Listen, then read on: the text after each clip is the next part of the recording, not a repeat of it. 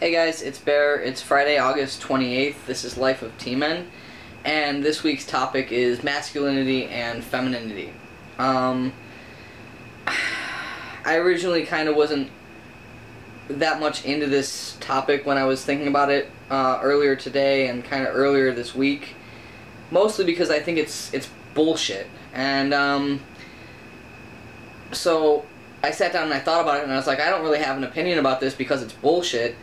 And I guess in the end I really do have an opinion about it, and that's quite simply that it's crap. It's the idea of anything being a masculine thing and anything being a feminine thing is simply a standard that society puts on us. And it's different depending on where you're from and what kind of, society you're surrounded with and the people that you're surrounded with. And in the end, the more thought I put into it, the more I realized it was a really complicated thing. And how much it actually does govern the things I do. So, I'm not going to sit here and list things that are feminine and list things that are masculine and so forth.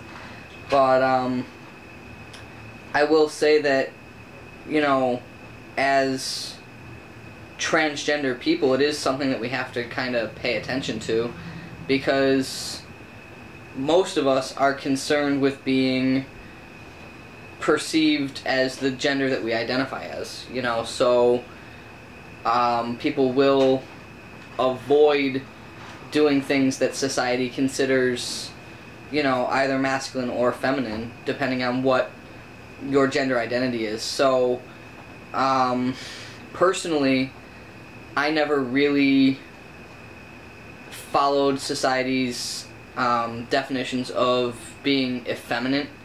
I was always really masculine. It was always a problem for me growing up. I had teachers get in my face about it. I was bullied about how much of a boy I was and how I wasn't girly enough. I had, babysitters tell me, oh, don't sit that way, I had a teacher tell me once, oh, you play with the boys, and why don't you sit and be a proper lady? And you're constantly being bombarded with these sort of standards, like I said. And it never really bothered me enough to try to make adjustments. I never really did try to change my behavior that much. I didn't really care. I went through a phase briefly where I did try to make myself more comfortable with certain styles of dressing and stuff, and very quickly realized that it just wasn't for me, and that I needed to embrace being kind of more gender non-conforming, even though I didn't know that word at the time. So what am I trying to say? I'm rambling a little bit tonight. I didn't make notes or anything for this video. What am I trying to say? I'm trying to say that I never really tried to be effeminate, so it was very easy for me when I came out as trans, to just continue being who I was. It kind of actually may have been a little bit of a downside for me, because I didn't make any really big adjustments. I didn't make any big changes, as far as how I was presenting to the world. I just asked people, stop calling me female pronouns and start calling me male pronouns. So I may have done myself a little bit of a disservice by going from being really masculine already to just continuing to be really masculine and ask people to see me as a guy. Some of the things I did before that may have been considered feminine, I definitely have steered clear of. And I tried to think of those sorts of things earlier. And I actually shared a comic. There's a webcomic called Assigned Male that's really pretty profound, even though it's about a trans female character. A lot of the topics are really profound, and I shared it earlier today on Facebook, and that's what got me thinking, you actually do follow some of these standards, and made me kind of rethink today's topic. You know, and I have avoided certain things, certain, you know, certain styles of clothing, stuff like that. But for me, it hasn't been that much. For me, the only thing I've really stopped doing that I would have liked to continue doing is like painting my toenails. For whatever reason, I started doing that a couple of years ago, and I actually really enjoyed it. And I have, you know, a whole collection of nail polish.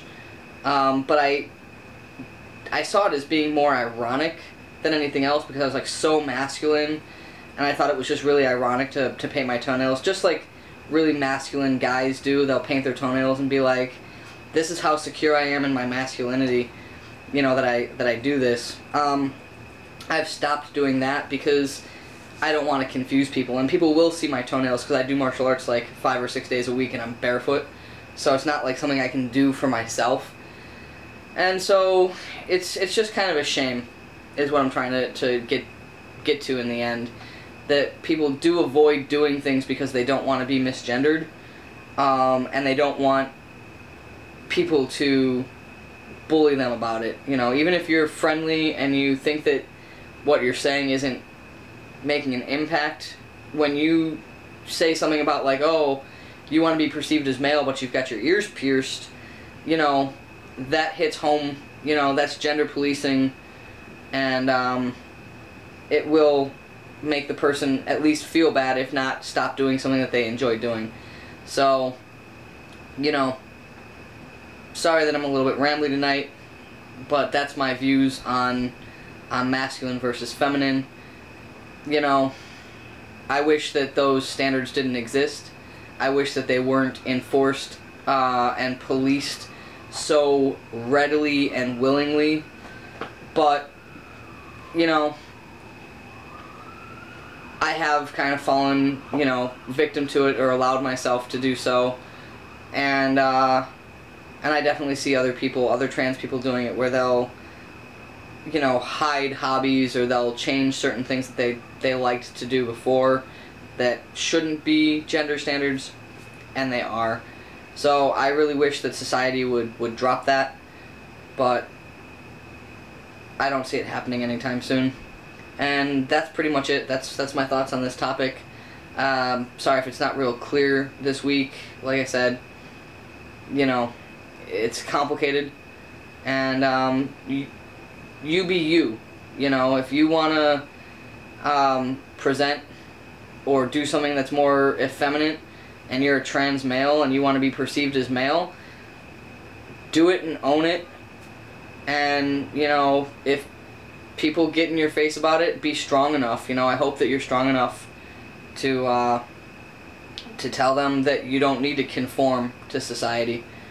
You know, if you have a hobby that is considered more effeminate, like knitting, you know, I make keychains, and it's crafty, and it's probably considered a girly hobby. I haven't stopped doing it. I enjoy doing it. You know, so if you have a hobby that's considered somewhat more girly or more butch or whatever, and that's the gender you're trying to sort of steer clear from, if you can tolerate people gender policing you, go with it. You know, because it's bullshit. And that's my thoughts on this topic for this week. Thanks, guys, for listening. Don't forget to send in questions for a Q&A video in a couple of weeks, and I'll see you next week.